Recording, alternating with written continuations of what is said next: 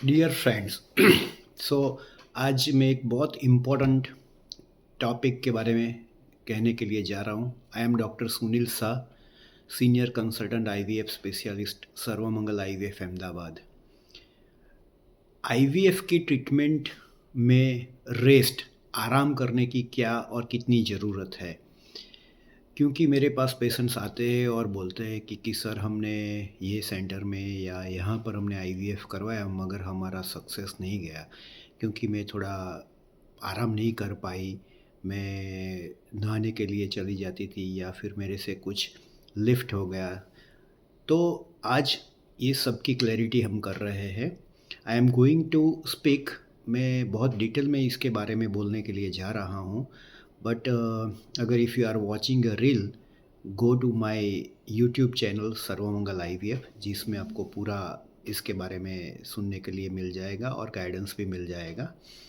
तो ये जो आराम की ज़रूरत है वो ड्यूरिंग आईवीएफ प्रोसीजर, मतलब कि जब आप प्रेगनेंसी रखने के लिए ट्रीटमेंट करते हो तब, और जब आपका आईवीएफ ट्रीटमेंट सक्सेसफुल हो जाता है, मतलब कि बीटा एचसीजी पॉजिटिव आ जाता है, उसके बाद आपको क्या करना चाहिए, आराम करना चाहिए या नहीं करना चाहिए, उसके बारे में मैं आपको समझाऊंगा। तो ड्यूरिंग द प्रोसीजर आप लोग सब जानते हो कि आईवीएफ की प्रोसीजर जब स्टार्ट होती है तो पीरियड्स के सेकंड डे से इंजेक्शन देने के लिए आपको हॉस्पिटल जाना पड़ता है या ट्रीटमेंट चालू हो जाती है। 10 दिन के लिए इंजेक्शन दिया जाता है और सुपर ओव्यूलेशन करते हैं। तो जब 10वां दिन या 11वां दिन 12वां दिन नज़दीक आता है, जब फॉलिकल्स बहुत बड़े हो जाते हैं, अंडे बहुत बड़े हो जाते हैं, तब आपको पेट के अंदर थोड़ा हैवीनेस लग जाता है। तो समझ लो कि अगर आपका 3 4 या 5 या 10 से कम अंडे बने हैं तो आराम की कोई ज़रूरत इतनी रहती नहीं है। ऑन द 10th डे और 11th डे तब तक तो आप आराम से सब कुछ काम कर सकते हो, जॉब कर सकते हो। मगर कभी कभी अगर 15 अंडे से ज़्यादा 20 25 अंडे बन जाते हैं, तब ओवरी की साइज़ बड़ी हो जाती है। तब चांसेस ऑफ ट्विस्टेड ओवरी का बहुत बढ़ जाता है, मतलब जो ओवरी होती है वो बड़ी हो जाती है और उसका पेडिकल जो होता है वो ट्विस्ट हो जाता है, तो बहुत पेन हो सकता है और पेट में थोड़ा पानी भरना भी चालू हो जाता है। ड्यूरिंग दैट सर्कमस्टेंसेस ओनली आपको थोड़े दिन के लिए आराम की ज़रूरत पड़ती है। उसके अलावा आराम की कोई ज़रूरत नहीं है। आई एम टॉकिंग, अभी जो मैं बात कर रहा हूँ वो आईवीएफ की ट्रीटमेंट के दरमियान, राइट। और जब ओवम पिकअप हो जाता है और तब आपको उसके बाद धीरे धीरे से ये कम हो जाता है विद इन 4 5 डेज़। तो अगर आप जॉब कर रहे हो या घर में काम कर रहे हो तो आपको ये समझना है कि जब ओवम पिकअप का टाइम आता है और ज़्यादा अंडे बनते हैं, तभी आपको थोड़े दिन के लिए रेस्ट की ज़रूरत पड़ती है, तब आप छुट्टी ले सकते हो। उसके बाद जैसे ही ओवम पिकअप हो जाएगा, आपका पेट धीरे धीरे से कूल डाउन हो जाएगा, हैवीनेस चला जाएगा, राइट। फिर दूसरा जो आईवीएफ का पार्ट है that is embryo transfer, right. तो एम्ब्रियो ट्रांसफ़र जब करते हैं कि आपका एम्ब्रियो तैयार हो गया, अब एम्ब्रियो ट्रांसफ़र आपके यूट्रस के अंदर अंदर किया जाता है। मोस्ट ऑफ द टाइम उसमें कोई एनेस्थीसिया की ज़रूरत नहीं होती है। तो जब एम्ब्रियो ट्रांसफ़र करते हैं उसके बाद आपको रूम में लिया जाता है।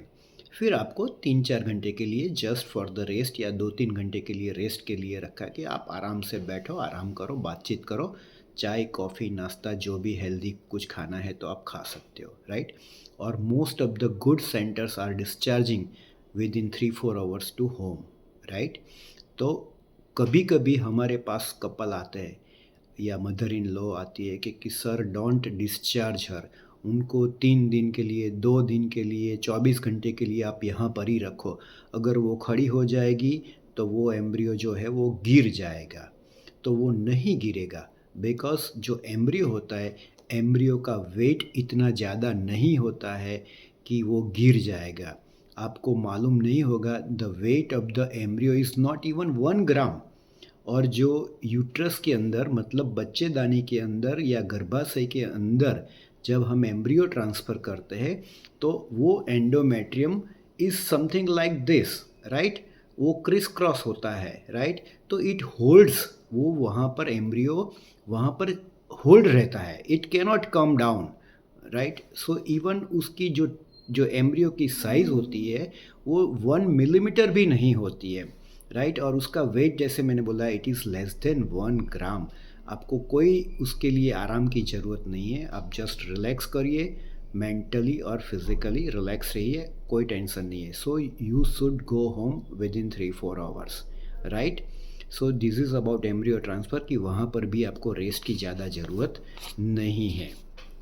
तो आपको मिथ्स क्या होता है कि बहुत सारे सेंटर में फिर doctor consultants, that is very sad, कि वो लोग बताते हैं कि अगर आईवीएफ सक्सेस नहीं गया तो पेशेंट कपल आके मुझे बोलते हैं कि सर हमने आराम नहीं किया तो डॉक्टर साहब ने बोला कि ये बच्चा आपका इम्प्लांट नहीं हुआ। So totally science is different. Implantation को और आराम को कुछ लेना देना नहीं है। No rest is required for the implantation, right? तो आप समझ लो कि पेशेंट आके, कपल आके बोलता है कि, या हस्बैंड बोलते हैं कि डॉक्टर ने मना किया था मगर उसने पानी भर दिया, टेबल को धक्का मारा, बच्चे को उठा लिया, इससे कभी एबॉर्शन नहीं होता है, राइट? या इससे कभी आईवीएफ फेल नहीं होता है, राइट? सो आपको उसका टेंशन नहीं करना है। Now I am coming to the second part. That second part is after pregnancy. IVF आपका हो गया, बेटा एचसीजी पॉजिटिव आ गया, सक्सेसफुल हो गए, अब फिर अगेन मदर इन लॉ बोलेगी बट अब 5 साल हो गए, 10 साल के बाद ये बच्चा ठहरा है, तुझे पथारी में से खड़ा नहीं होना है, आपको आराम करना है, सब कुछ चाय नाश्ता सब मिल जाएगा। No, this is not required. On the contrary, a lady should work. जो भी अपना काम कर रही है वो सब उनको काम करना है, राइट? अगेन आई सेड कि अगर प्रेगनेंसी रह जाती है तभी भी एम्ब्रियो का वेट इतना ज़्यादा नहीं होता है कि जिससे वो गिर जाता है। पॉजिटिव रहने के बाद भी 5 ग्राम वेट नहीं होता है, राइट? और वो इम्प्लांटेशन यूट्रस के अंदर नियोजेनेसिस के द्वारा बहुत फॉर्मलिस्टिक हुआ है। कभी कभी इम्प्लांटेशन थोड़ा वीक होता है तो ब्लीडिंग होता है, बट उसका मतलब ये नहीं कि she should be in the bed, उनको बेड में ही रहने की कोई ज़रूरत नहीं होती है, राइट? जब 3 महीना ख़त्म होता है तब बच्चे का वेट थोड़ा बढ़ना चालू हो जाता है। आप बोल सकते हो तब बच्चे का वेट अराउंड 50 ग्राम हो जाता है। Most of the structures of the baby अब तब तक 3 महीने तक कंप्लीट हो जाता है। तब हम एक बड़ी सोनोग्राफी करते हैं और जिसको बोलते हैं 11 to 14 weeks NT NB scan. तब एक चीज़ चेक की जाती है जिसको बोलते हैं सर्वाइकल लेंथ, मतलब बच्चेदानी का जो मुख होता है उसकी लेंथ मेज़र की जाती है। तो वो अच्छी तरह से सोनोग्राफी करते हैं और उसमें अगर सर्वाइकल लेंथ 3 सेंटीमीटर से अगर कम है तो वो बच्चा नीचे है या इम्प्लांटेशन थोड़ा नीचे हुआ है। तो इन दैट सर्कमस्टेंसेस आपको फिर बोला जाता है कि आपका प्रीमेच्योर डिलीवरी होने का चांसेस होता है।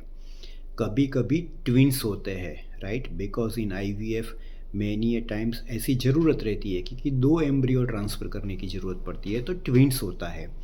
तो ट्विंस होता है फिर भी अगर cervical length is more than 3 centimetre, rest की कोई ज़रूरत नहीं है।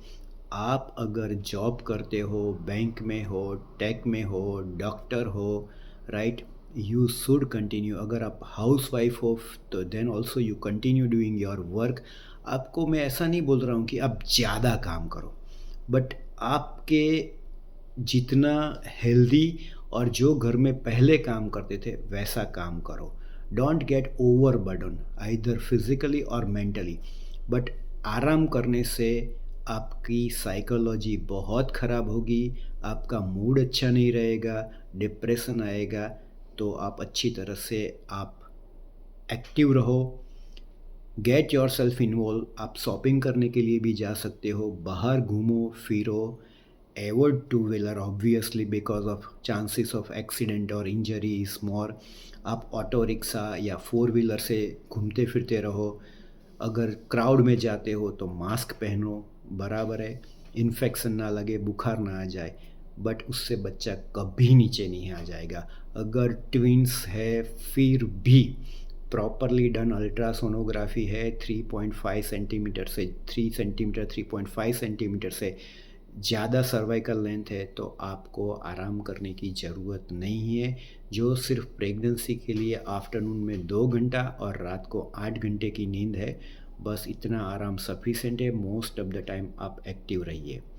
इसके अलावा और कुछ रेस्ट की ज़रूरत नहीं है। Thank you very much for listening to me.